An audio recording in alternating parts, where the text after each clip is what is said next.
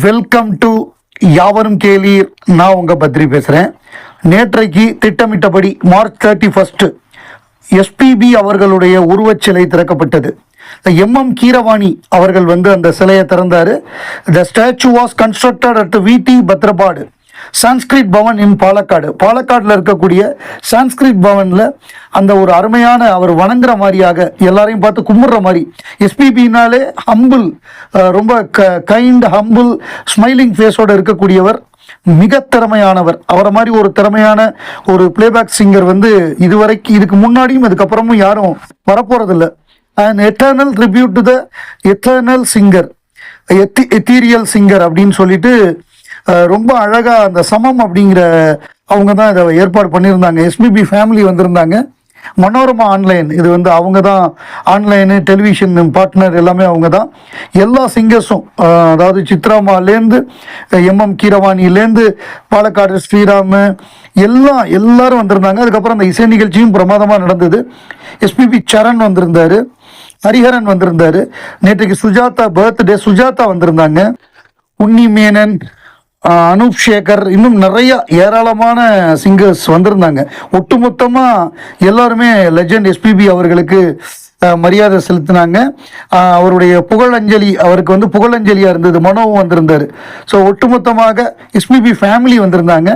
SPB ஃபேமிலிக்கும் SPB அவர்களுக்கும் இது ஒரு மாபெரும் ஒரு அஞ்சலி, அவருக்கு அஞ்சலியும் மரியாதையாக இருந்தது. ஏன்னா ஏற்கனவே ஹைதராபாத்தில் அவருடைய சிலை திறந்தாச்சு, இப்போ பாலக்காட்டில் திறந்திருக்காங்க அப்படிங்கிறது நமக்கு மகிழ்ச்சியான விஷயம். தமிழ்நாட்டில் எஸ்பிபி பேரில் ஒரு ரோடு, சாலைக்கு எஸ்பி பாலசுப்ரமணியம் ரோடு அப்படின்னு ஆல்ரெடி பெயர் வச்சாச்சு. அந்த வகையில் இந்தியாவெங்கும் அவருக்கு இன்னும் நிறைய அவருடைய புகழ் பரப்பணும் அப்படிங்கிறது தான் ஒரு எஸ்பிபி ரசிகராக நம்முடைய வேண்டுகோள். இயக்குனர் இமயம் பாரதி ராஜாவை பொறுத்தவரைய தமிழ் சினிமாவுடைய ட்ரெண்ட் செட்டர்னு சொல்லலாம். அதாவது தமிழ் சினிமா ஸ்டூடியோக்குள்ளேயே இருந்த ட்ரெண்டை உடைச்சு அதை வெளியில் கொண்டு வந்தவர். யார் வேணாலும் நடிக்க முடியும் அப்படிங்கிற ஒரு விஷயத்தை கொண்டு வந்தவர். கமல் சார் கூட சொல்லுவார், அதாவது மண் வாசனை படம் பார்த்துட்டு, யாருங்க அந்த பையன் பிரமாதமாக நடிக்கிறாப்புல, பாண்டியனா, அவர் எப்படிங்க, அவர் எங்கேருந்து வந்தார் அப்படின்னு கேட்கும்பொழுது, இல்லை ஒரு வளவி கடையில் வேலை பார்த்துக்கிட்டு இருந்தான், ஆள் கிடைக்கல, அதனால அந்த பையனை பிடிச்சிட்டு வந்தேன் அப்படின்னு அவர் சொல்லும் பொழுது கமல் சார் ஷாக் ஆகிட்டாராம். எப்படியா எங்கே இருந்தெல்லாம் ஏன் நீ நடிகரை கொண்டு வர்ற அப்படின்னு சொல்லி வியந்து பாராட்டியிருக்காரு பாரதி ராஜாவை. ஸோ பாரதி ராஜா கோமாவில் இருந்தார். இப்போ கொஞ்சம் நினைவு திரும்பி அவருடைய ஃபோட்டோஸ்லாம் போடுறாங்க.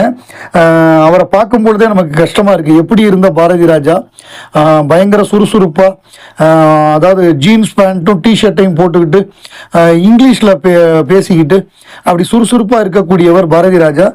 அவர் இப்படி முடியாமல் படுத்து கிடக்காரு. ஏன்னா அவர் இயக்குனராக படம் எடுக்காத பொழுது நடிகராக ஒரு பெரிய ரவுண்டு வந்தார். அவருடைய இயல்பான நடிப்பு பிரமாதமாக இருக்கும். ஸோ அவருக்கு மற்றவங்களுக்கு சொல்லி கொடுத்து அவர் பயங்கரமான நடிகர் அவருக்குள்ளே இருக்கார். ஸோ அவர் அந்த நடிகர் ஒரு ரவுண்டு வருவார்னு பார்த்தா அவர் உடம்பு முடியாமல் போய், அவர் பையன் இறந்து போய், அவர் வாழ்க்கையில் ஏகப்பட்ட ஒரு சோகமான சம்பவங்கள்லாம் ஒரு குறைந்த காலத்துக்குள்ளே நடந்து முடிஞ்சிடுச்சு.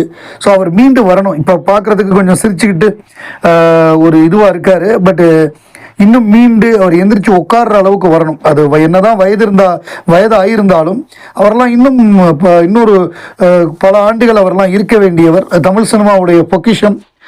உலகநாயகன் கமலஹாசன் அவர்களை வச்சு பல்வேறு வெற்றி படங்கள், அதாவது 4 படங்கள் எடுத்திருக்காரு. முதல்ல 16 வயதிலே சிகப்பு ரோஜாக்கள், டிக் டிக் டிக், கைதியின் டேரி, இந்த 4 படங்கள். அதுக்கப்புறம் அவங்க சேரவே இல்லை. அது என்ன காரணம்னு தெரில. பின்னாடி கொஞ்சம் அந்த கொடி பறக்கிறது காலத்தில் ரஜினி கிட்ட போனார். அந்த படங்கள்லாம் ஓடலை.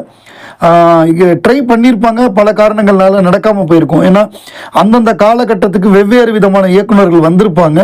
அதில் சில காரணங்கள்னால நடக்க முடியாமல் போயிருக்கும். பட் அதெல்லாம் ஒரு பக்கம் இருந்தாலும் இயக்குனர் இமயம் பாரதி ராஜா அவர்கள் வெகு விரைவில் மீண்டு அவர் எந்திரிச்சு உட்காரணும். நார்மலாக பத்திரிகையாளர்களை சந்தித்து பேட்டி கொடுக்குற லெவலுக்கு அவர் வரணும்.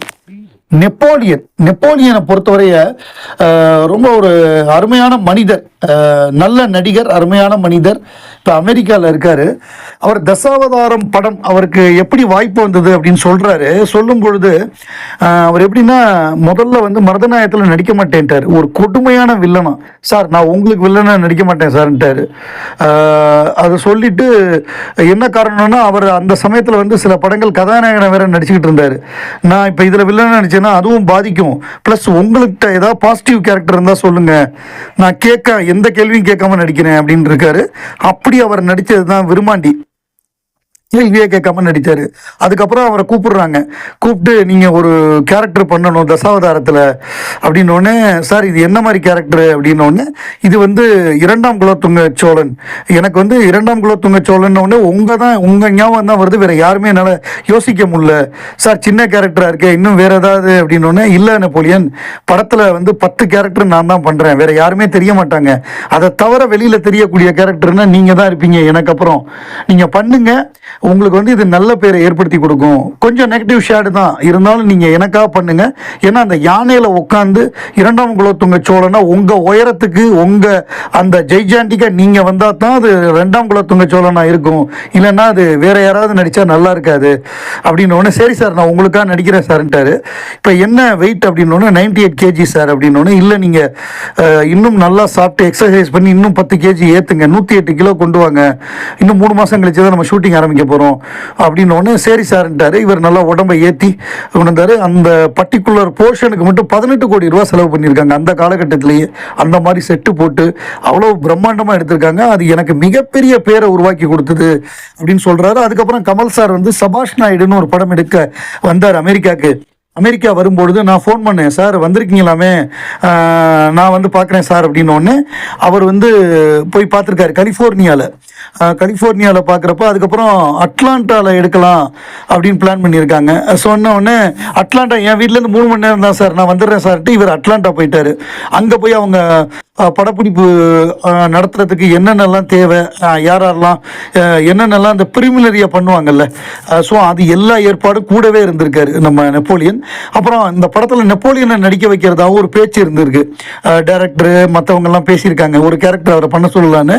அப்போ கமல் சார் வந்து நெப்போலியன் வேண்டாம், ஏன்னா நான் தசாவதாரம் படத்துலேருந்து ஒரு கேரக்டர் எடுத்து தான் சபாஷ் நாயுடுன்னு பண்ணுறேன், அந்த தசாவதாரம் படத்தில் அரசராக இவர் நடிச்சிட்டாரு, இவரை நடிக்க வச்சோன்னா அது பொருத்தமாக இருக்காது, இவருக்கு வேற ஒரு படத்தில் நம்ம நெப்போலியனுக்கு தனியாக பெரிய கேரக்டராகவே கொடுப்போம் அப்படின்னு சொன்னோடனே நெப்போலியனும் ஆமாம் சார் அதான் கரெக்டுன்ட்டாராம். ஸோ அது ஒரு விபத்து ஏற்பட்டதுனால சபாஷ் நாயுடு நடக்கலை, கமல் சாருக்கு காலில் விபத்து ஏற்பட்டது, இல்லைன்னா அந்த படம் நடந்திருக்கும், நான் ஃபுல்லாக அவரோட ஷூட்டிங்கில் இருந்திருப்பேன். எப்பொழுதுமே நான் எப்போ வேணாலும் அவர் கூப்பிட்டாலும் அவர் ஃபோன் எடுப்பார், ரொம்ப ஃப்ரெண்ட்லியாக இருப்பார். கமல் சார் வந்து அந்த மாதிரி பழகிறதுக்கு வந்து ரொம்ப இனிமையானவர் அப்படின்னு சொல்லி அவர் சொல்லியிருந்தார். அந்த அளவு கமல் சாரோட ஒரு ஃப்ரெண்ட்ஷிப்பை. ரஜினிகாந்த் சொல்லுவார், இளையராஜா வந்து கமலஹாசனுக்கு தான் பாடல்கள் சிறப்பாக கொடுத்துருக்காரு என்னை விட அப்படின்னு சொல்லுவார். அவர் ராமராஜன் மோகனுக்கெல்லாம் கொடுத்தேனேன்னு சொல்லும்பொழுது நான் அவங்கள பற்றிலாம் பேசலை, எனக்கும் கமலுக்கும் தான் பேச்சு, அவங்கெல்லாம் நம்ம லிஸ்ட்டில் வராது அப்படிங்கிற மாதிரி அதை டைரெக்டாக சொல்லலை, நமக்கும் கமலுக்கும் தான் அப்படிங்கிற மாதிரி சொன்னார். அதில் நிறையா உதாரணங்கள் இருக்குது. ஸோ ஒரு உதாரணமாக கமல் வந்து எம்ஜிஆர் பாட்டு மாதிரி வேணும் அப்படின்னு சொல்லிட்டு ஒரு பாட்டு கேட்டிருக்காரு. அது கேட்கும்பொழுது அபூர்வ சகோதரர்களில் வந்து நான் பார்த்ததிலே அவள் ஒருத்தியத்தான் நல்ல அழகி என்பேன் அந்த பாட்டு. ஸோ அந்த பாட்டு வந்து கவிஞர் வாலி எழுதி எம்எஸ்வி அவர்கள் இசையமைச்சு ஏவிஎம் உடைய அன்பேவா படம், அந்த படத்தில் வந்து டிஎம்எஸ் பாடியிருக்கிற பாடல். அது வந்து புரட்சி தலைவர் எம்ஜிஆரும் சரோஜா தேவியும் நடிச்சிருப்பாங்க. ஸோ அந்த பாட்டு மாதிரி வேணும், அதாவது மெலடியாக இருக்கணும், அது ஃபாஸ்ட் மெலடியாக இருக்கணும். ரொம்ப ஸ்லோ மெலடியாக இருந்தால் ஆடியன்ஸ் தூங்கிடுவானுங்க, நமக்கு தேவை ஃபாஸ்ட் மெலடி அப்படின்ன உடனே அப்போ தான் பப்பரி அதே மாதிரி போட்டு கொடுத்துருக்காரு. புது மாப்பிள்ளைக்கு நல்ல யோகமடா அப்படிங்கிற பாட்டு. இந்த மாதிரி இன்புட்ஸ் கமல் கொடுப்பாரு. அதாவது விருமாண்டி படமாக இருக்கட்டும், தேவர் மகன் இஞ்சி இடுப்பழகி வந்து வேற ஒரு ஹிந்தி பாட்டு ஒரு அதை உதாரணமாக சொல்லி அதுலேருந்து மாறினது. இந்த மாதிரி கமல் வந்து இன்புட் கொடுப்பாரு. அதனால தான் கமலுக்கு நல்ல பாட்டு கிடைக்கிது.